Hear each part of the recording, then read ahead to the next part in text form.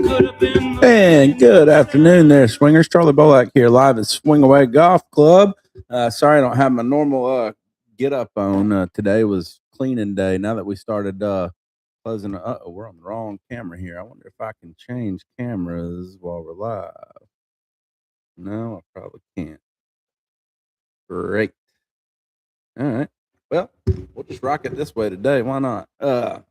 We still got the logo in there. Let's see. I can move it around. Maybe try to straighten it up a little bit. Yeah, better than it was anyway. All right, so a couple of things to talk about today. First, let's roll through some swing away stuff. I just made our new sandwich. It's Anna's Italian Stallion. I think she's going to end up calling it. It's great Italian sandwich. High quality meats, a little bit of mayo. She found some kind of submarine dressing, lettuce, tomatoes, fantastic. Comes with chips, cocktail pickles, and a drink of your choice, non-alcoholic. Great addition to the menu. We'll get it on there on the next rollout. We'll run it as a special until then. Come on in, get your Italian Stallion. Is it Italian Stallion? Yeah, probably Italian Stallion. If that's what she decides to name it. So Anna didn't have anything named after her on the menu. There's an old fashioned named after one of her cousins. My oldest son has a sandwich. My middle son has a drink. So our youngest son doesn't have anything yet. So now Anna's got a sandwich. So now everybody's got something except for Frank. So maybe someday we'll do something like Frank's fondue. Maybe. All right, so let's see. Weekly programming today. As I said, we started closing Mondays, and looking back, I don't see how I made it without that day to get my composure, get myself together, and get the business a little organized. Still have to come in and clean though the next day, so it was always Monday. I would come in and I'd clean after the weekend, but now closing Mondays, we get to spend some time with the family, especially this Monday with the kids being out of school. I think moving forward, I'll probably still clean Mondays if I can, so we can be nice and ready to go when we open on Tuesdays. But either way, it's still a good time. All right, so Tuesdays, 2 for Tuesday. What is today? Is 2 for Tuesday? I forgot. I already had a guy come in, and if you happen to catch the podcast, Charlie, I owe you an hour. Let's see. 2 for Tuesday means 2 hours for the price of one. You book the bay for 2 hours. You pay for 1 hour. You get to play for 2. Can't beat that. Wednesday, half price wine all day. Thursday is still going on the Hecklers League. Oh, and to Coach Jerry tonight, I think, too. So Tuesdays and Thursdays, a common golf clinic. And talk a little bit about common golf. Coach Jerry will come in and kind of start it off with a talking lesson. And I've said this on the show several times, but to bring it back again for those who haven't gone back and watched some of the older stuff, he's basically come up with a methodology of compiling all this golf betterment data that's out there on the internet, and teaching people how to use it for their game, how to benefit their game with it. Because I remember I read in Golf Digest years ago. I mean, I had to have been in high school. That if you kick that right foot out a little bit, that's what guys are using to get extra power. Go a little bit wider in your stance, have that trail foot, the push foot I call it. I don't know what the correct nomenclature would be, but to have that foot, just kick a little over to the right, a little out, give yourself a little extra leverage. And I've noticed that like the big toe, I'm able to really push off with my back toe. And when I do it right, which is rare for me these days, but when I do it right, I can get some really, really good distance. But when you're creating that lag, it just, your timing has to be so perfect. But anyway, I digress. For those fans of the show that follow this, I do that quite frequently. We go down little side quest rabbit holes, but we have a good time doing it. So let's see. That's Tuesdays and Thursdays. We got Coach Jerry's Common Golf. Thursday night, Heckler's Night. The league just really isn't picking up the momentum that I would have hoped. So probably going to go a couple more weeks and then kind of restructure it. Maybe detach the league from hecklers night, so that way it's just you come in, you play the hecklers night, and you go about your life. Maybe we can work on some daily prizes. Yeah, I could probably do a gift card. I could probably swing that. But that'll be more to come down the road. Friday, we don't do anything. We just want you to come in, spend money, have a drink, hit some golf balls, have a good time. Saturday, we have a doubleheader putt pong tournament, and that is basically a $10 buy-in winner take all cash tournament where you come in, bet with your friends $10 that hey, I can beat you in putt pong, and then it's a rounded tournament that winner takes all. There's nothing for second place. Winner walks away with every penny in the pot. I've seen some guys take some good money. I have not won a penny yet myself, even though I practice putt pong, which I find terribly crazy as far as my life has come, that I would take time to practice an old school drinking game, but it does take me back to my glory days. All right, so that's Saturday. Sundays, we're having the jazz brunch. Sundays are doing well. They're turning out to be one of our better days. Anna's been working them. She loves it. It's a chance for her to get out of the house. It's a chance for me to spend time with our three boys, do a little bit of projects or some housework that we're behind on. But it's been working out really great. And in fact, one of our customers, Van Hain, thank you very much, told her that he prefers her than me, so they're going to keep coming on Sundays, and that's good with me as long as you come in. You just pick a day, and we'll try to throw another day out there for Anna. Now that we're closing Mondays, maybe Tuesdays. I don't know. We'll see. Um, let's see what else. I guess that takes us through all the programming here at Swing Away. We've talked about the sandwich. We're starting to get a little bit better idea of what Masters Week is going to look like here. We've got some great drink specials we're working up, and in fact, I just placed an order for. There's a new white peach white claw, or no, I'm sorry, excuse me, white peach Red Bull. Too many colors. New white peach Red Bull that is coming through the distribution channels that my rep was in today, and she told us about some drinks that they were doing on the course now at Augusta. She's from Augusta, and so we're probably going to try to incorporate some of that this year and just try to be as authentic and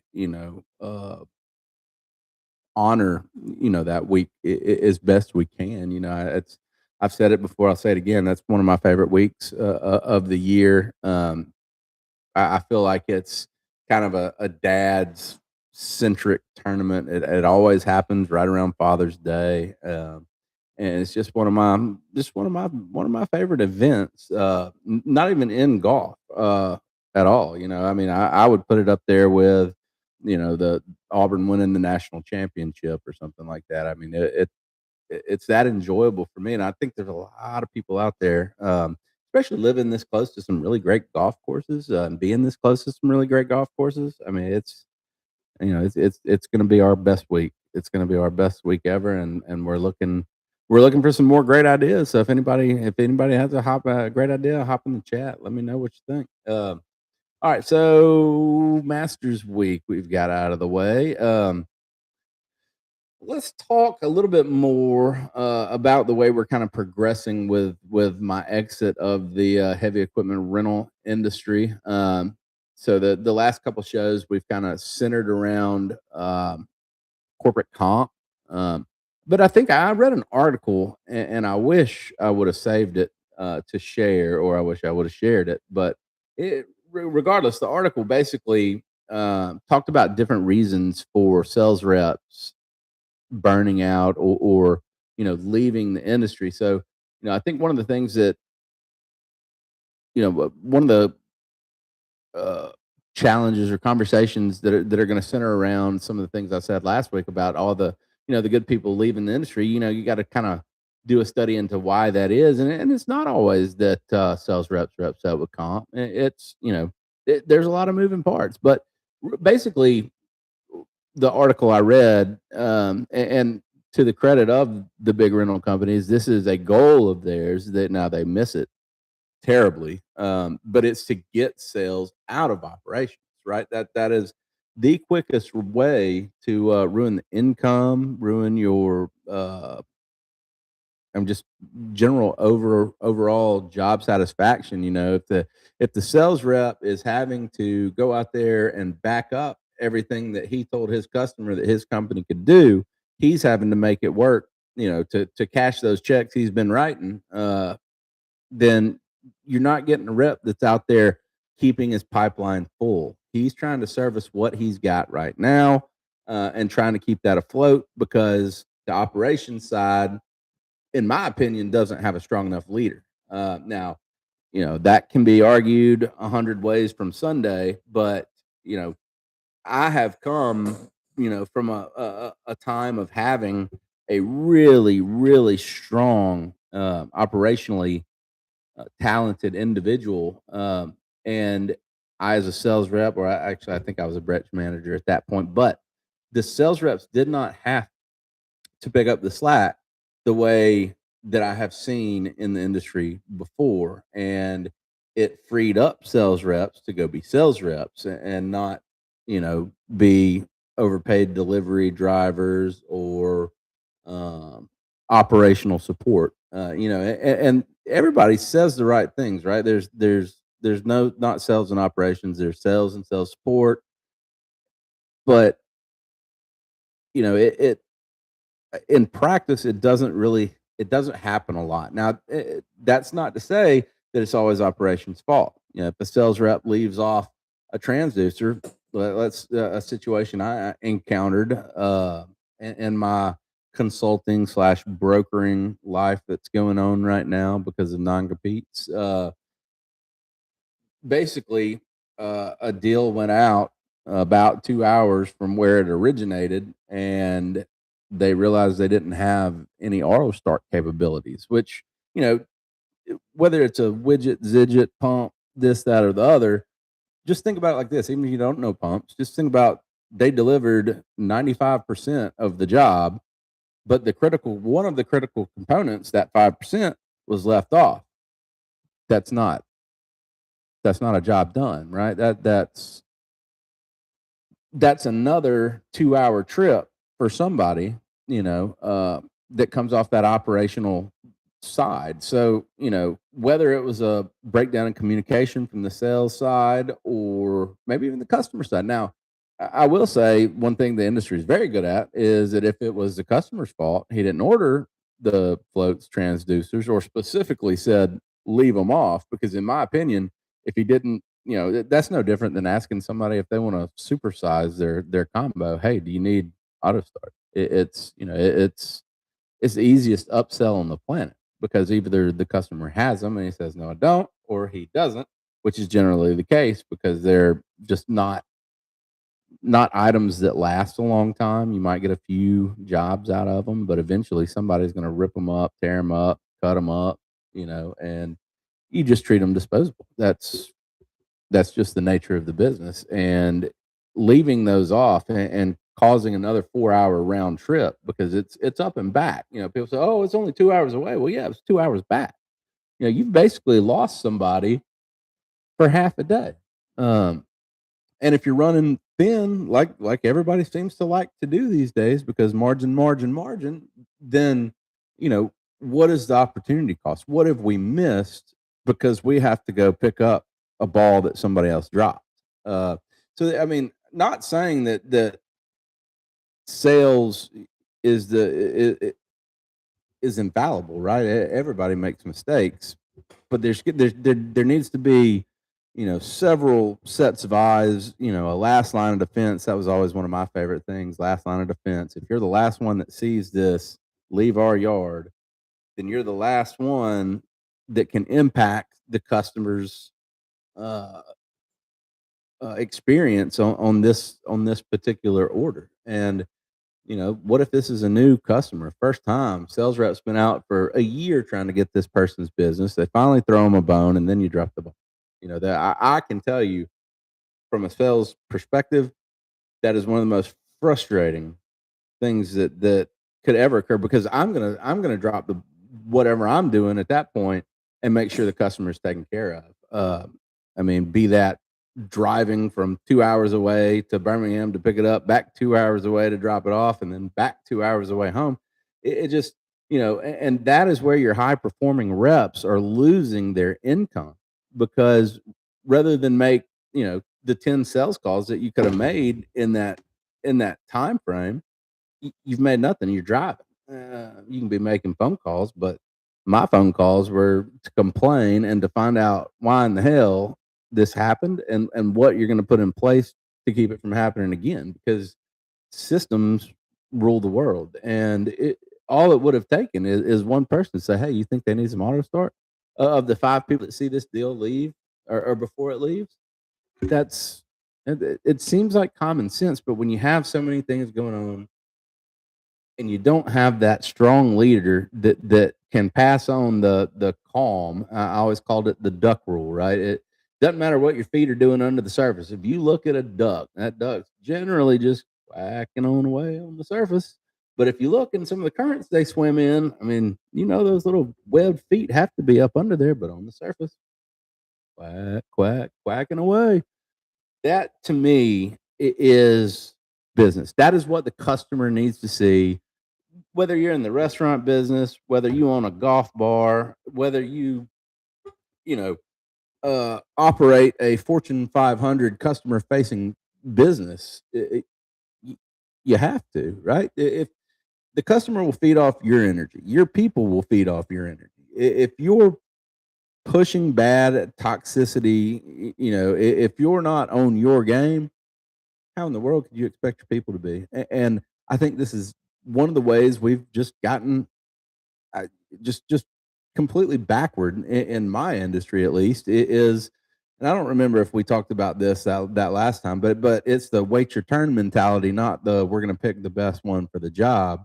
It's going to be the next man up, and that will kill any business, any business. And I will tell you this: Swing Away Golf Club will be a performance based company. A lot of companies say that, but I don't care if you've been here 2 weeks. If you're my hardest worker, you get your role, you are ready for the next role, you will get promoted over people who won't.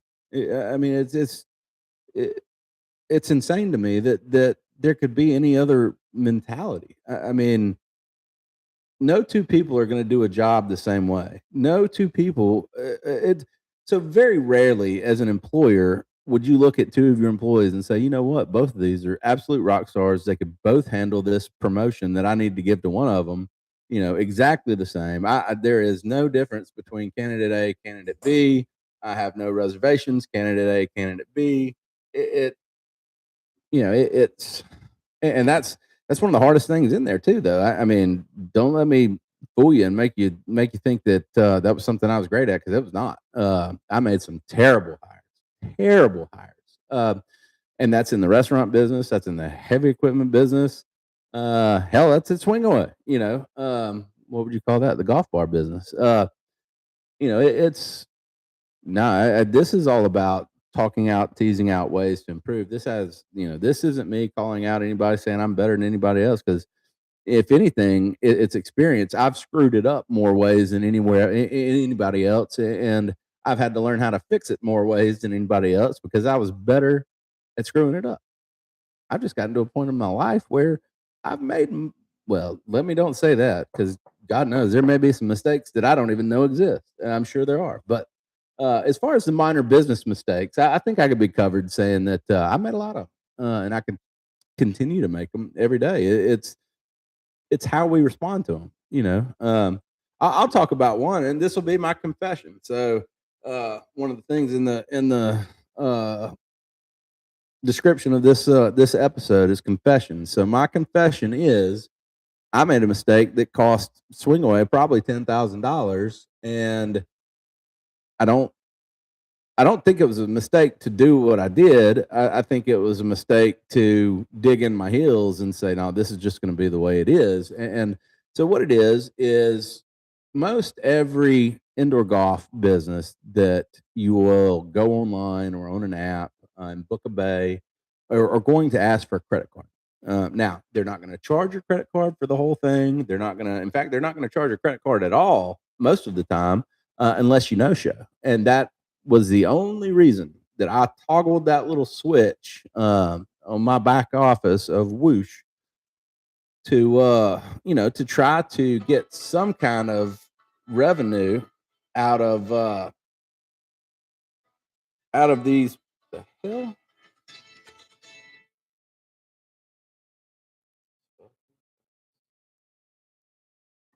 To try to get some kind of revenue out of these no shows, right? Because these bays, that would have been $60 an hour had somebody showed up. What if it was a 3 hour buck and that was $180?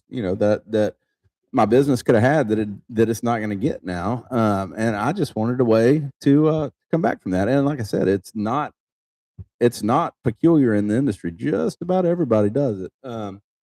But it tanks my bookings. This is the second time I've tried it. Every time, it just tanks my bookings. And this time I wanted to see if I dug my heels in and gave it a week or two, um, if what it would do. And so at first I was just going to give it a week. Then I forgot about it.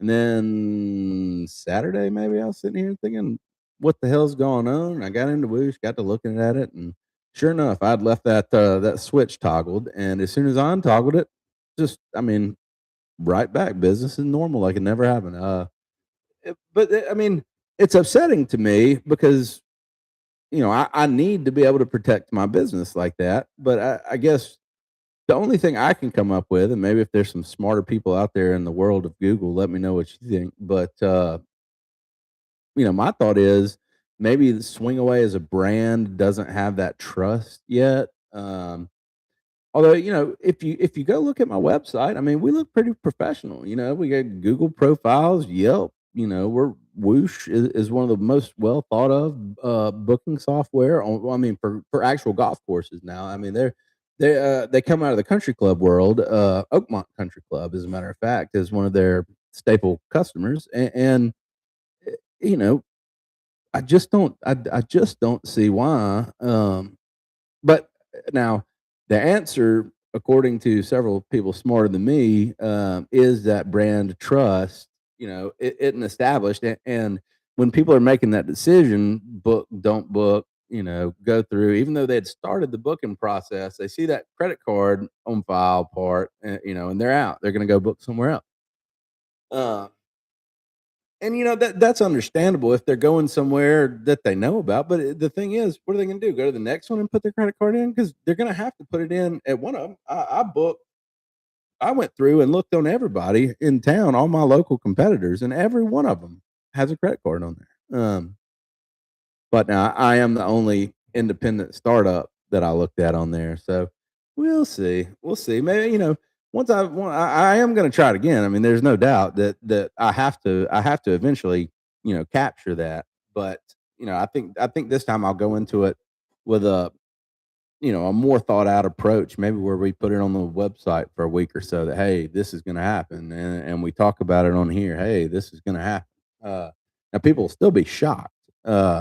When it does because not everybody pays attention. But it's just I feel like it's something that I have to do to protect my business, myself, my family, and it'll come through once we get a little bit more out there, a little bit more well known, maybe get a few more units, and continue to grow this thing. Then we'll be able to do that. But that's my confession. I'm my estimation based off my projections, where I was tracking, where I ended up, and where I'm now currently tracking again. I think I cost myself or the business about $10,000, and that's crazy. Just toggling one little switch. All right, throwing some love. Who are we going to throw some love to today?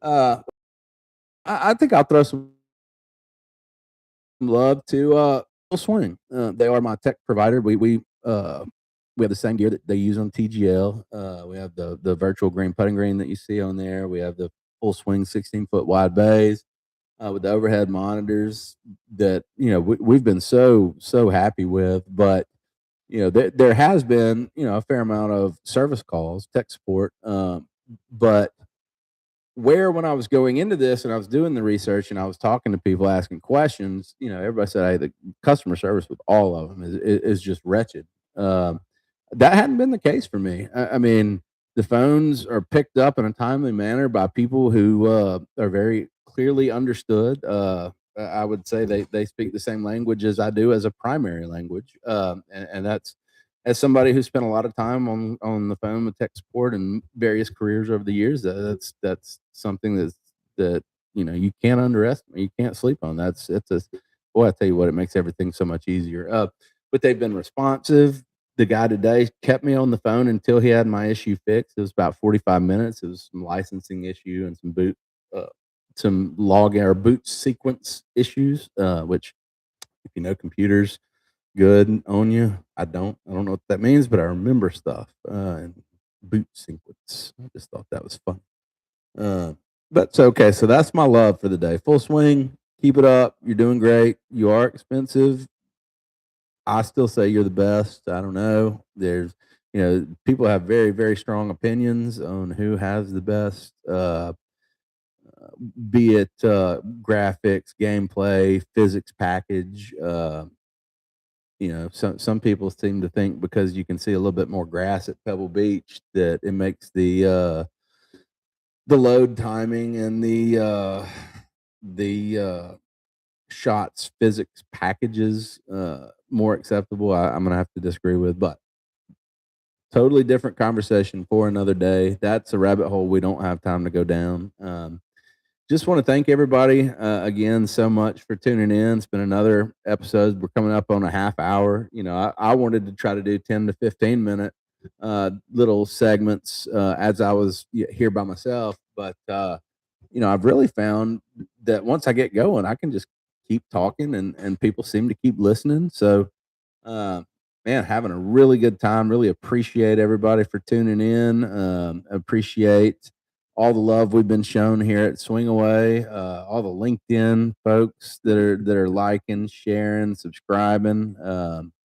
I really appreciate the opportunity to kind of share a little bit of my story, talk about a little bit of the experiences I've been through, and hopefully get the word out for Swing Away, right? I mean, this whole podcast started because advertising is super expensive, and I thought I could, get it out in front of my 750 Facebook friends, 1,200 LinkedIn followers, this many that, and this many that. And regardless of whether it's helped or not, I've had a good time. I think it's helping because Swing Away is doing well. For a 4 month old business to be paying, or 5 month old business at this point to be paying its own bills, I couldn't be happier, more thrilled, blessed, lucky, appreciative. Any other adjective you can throw in there, but again, thank everybody so much. Please look out for more episodes. Probably not going to edit this week. I think now that we're doing the lives in this format, I don't think you'll see any clips of this edit. But now, hey, we are looking for somebody to come in and do some edits on the podcast because I'd like to put together like a best of show. And I know we've only had 15 episodes, but I really think there's a couple good, clips that could be aggregated into a decently long show, and then kind of takes out some of the fluff and some of me just uh what holding court by myself at Swing Away Golf Club. Yeah, maybe that's what it is. That's probably part of the problem with all of it. But hey, thanks again so much. We'll look for us next Tuesday. If not sooner, we'll get in and talk about some stuff, and we'll have a good time. Thanks again.